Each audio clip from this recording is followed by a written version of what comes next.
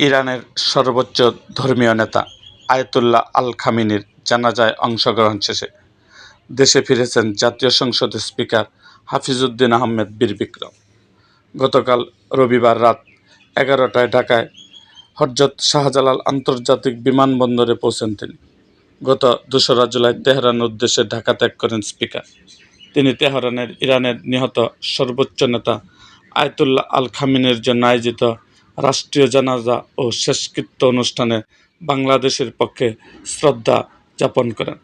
তেহরানের গ্র্যান্ড মাসাল্লার আয়োজিত ভাবগাম্ভীর্যপূর্ণ এই অনুষ্ঠানে নিহত আলীর খামেনির বিদেহী আত্মার জন্য দোয়া করার পাশাপাশি স্পিকার, ইরানের রাষ্ট্রপতি মাসুদ পেজেশকিয়ান সহ উচ্চপদস্থ নেতৃবৃন্দের সাথে সাক্ষাৎ করে বাংলাদেশের সরকার ও জনগণের পক্ষে শোকসন্তপ্ত ইরানি জাতির প্রতি সহমর্মিতা প্রকাশ ও শোকবার্তা পৌঁছে দেন।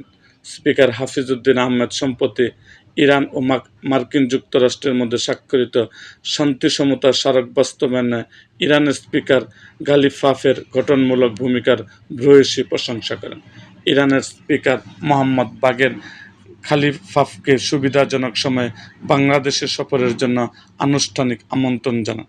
আয়াতুল্লাহ খামেনি 1939 সালের 19 এপ্রিল উত্তর পূর্ব ইরানের মাশহাদে জন্মগ্রহণ করেন এবং 2026 সালের 28 ফেব্রুয়ারি শাহাদাত বরণ করেন। মৃত্যুকালে তার বয়স হয়েছিল 86 বছর।